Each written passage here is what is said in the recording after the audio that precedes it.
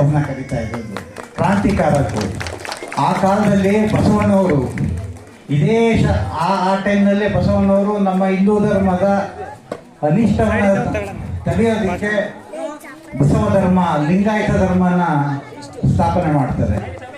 ಆ ಒಂದು ಕಾರ್ಯಕ್ಕೆ ನಮ್ಮ ಮಾಚಿದೇವರು ಬೆನ್ನೆಲುಬಾಗಿ ನಿಂತು ಅಕ್ಕ ಮಹಾದೇವಿ ಮತ್ತು ಅಲ್ಲಮ್ಮ ಪ್ರಭು ಮತ್ತು ವಚನ ಸಾಹಿತ್ಯ, ಶರಣ ಸಾಹಿತ್ಯವನ್ನು ಅವರು ತುಂಬ ಮೇಲ್ಪಂಕ್ತಿಗೆ ತಂದು ಅದನ್ನು ಕಾರ್ಯಗತಗೊಂಡು ಈ ಒಂದು ಕಾರ್ಯಕ್ರಮ ಮಾಡ್ತಾ ಇದ್ದೀವಿ. ಈ ಒಂದು ಕಾರ್ಯಕ್ರಮಕ್ಕೆ ಕಾರಣವಾದ ನಮ್ಮ ಎಲ್ಲ ಯುವಕ ಮಿತ್ರರಿಗೆ ನನ್ನ ವಂದನೆಗಳು. ಎಲ್ಲ ಜಾತಿ ಎಲ್ಲ ಜನರ ಒಂದು ಸಮನ್ವಯ ಒಂದು ಸಂದರ್ಭ ಇದಾಗಿದೆ. ವೇದಿಕೆಯಲ್ಲಿರುವಂಥ ಗಣ್ಯರೆಲ್ಲ ಎಲ್ಲರೂ ಬೇರೆ ಬೇರೆ ಜಾತಿ ವರ್ಗಕ್ಕೆ ಸೇರಿದವರು ಅವರೆಲ್ಲ ಬಂದು ಕೂತ್ಕೊಂಡು ಈ ಕಾರ್ಯಕ್ರಮದಲ್ಲಿ ಭಾಗವಹಿಸ್ತಾ ಇರೋದು ನಿಜವಾಗ್ಲೂ ನಾವು ಹಿಂದೆ 12ನೇ ಶತಮಾನದಲ್ಲಿ ಬಸವಣ್ಣರು ಏನು ಕನಸು ಕಂಡಿದ್ರು, ಸಮಾಜವನ್ನು ನಿರ್ಮಾಣ ಮಾಡಬೇಕು ಅಂತ ಅಂದ್ಕೊಂಡ್ರು, ಆ ಒಂದು ಕಾಲ ಈಗ ಬಂದಿದೆ ಅಂತ ನನಗನ್ನಿಸ್ತಾ ಇದೆ. ಆ ಒಂದು ಆನಂದ ನಾನು ಅನುಭವಿಸ್ತಾ ಇದ್ದೀನಿ. ಯಾಕೆಂದರೆ ಎಲ್ಲರೂ ಇದ್ದೀವಿ ಇಲ್ಲಿ. ನಾವು ಒಂದು ಊರು ಅಂದರೆ ಹೀಗಿರಬೇಕು, ಒಂದು ಒಗ್ಗಟ್ಟಲ್ಲಿ ಇರಬೇಕು ಅನ್ನೋದಕ್ಕೆ ಈ ಕಾರ್ಯಕ್ರಮ ಸಾಕ್ಷಿಯಾಗಿದೆ. ನನಗನ್ಸುತ್ತೆ ನಿಜವಾಗ್ಲೂ ಮಡಿವಾಳ ಮಾಚಿದೇವರ ಜಯಂತಿ ಯಶಸ್ಸಾಗಿದೆ ಅಂತ. ನಿಜವಾಗ್ಲೂ ಯಶಸ್ಸಾಗಿದೆ. ನಿಜವಾಗ್ಲೂ ಯಾವುದೇ ಕಾರ್ಯಕ್ರಮ ಅದು ಸಾಧಿಸಬೇಕಾದದ್ದು ಇದನ್ನೇ, ಅದು ಸಾಧಿಸಿದೆ. ಸರ್, ಇಲ್ಲಿರೋ ವೇದಿಕೆಯಲ್ಲಿರೋ ಎಲ್ಲ ಹಿರಿಯರಿಗೆ ನನ್ನ ಧನ್ಯವಾದಗಳು.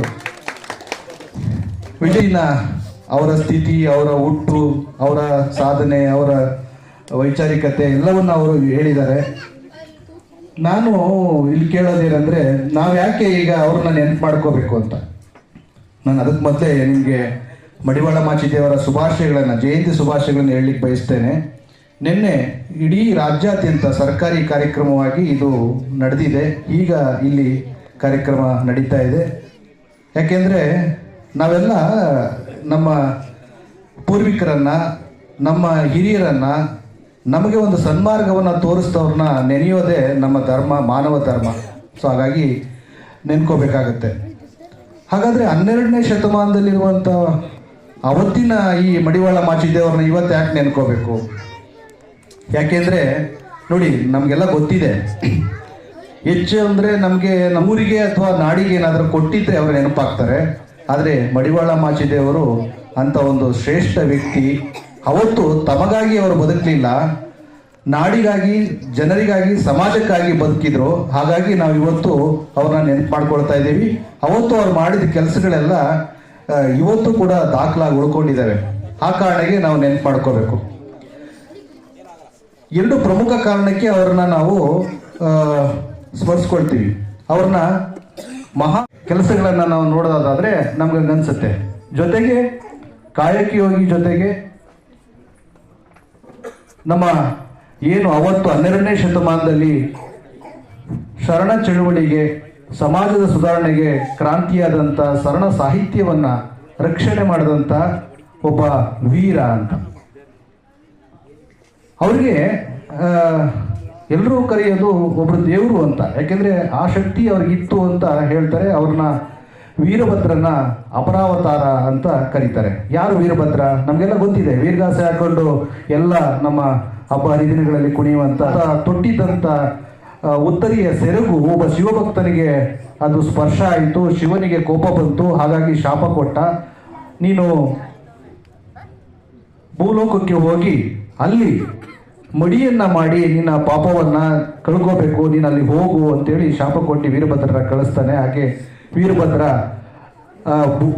ಭೂಲೋಕದಲ್ಲಿ ಮಡಿವಾಳನಾಗಿ ಉಟ್ಕೊಳ್ತಾನೆ ಅಂತ.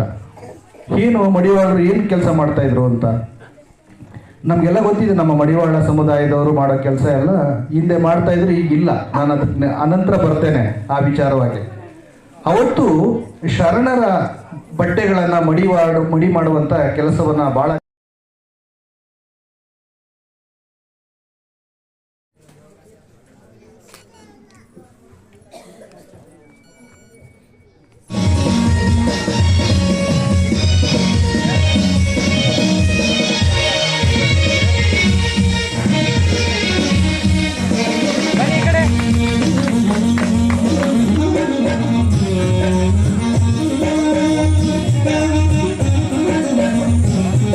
ಧನ್ಯವಾದಗಳು.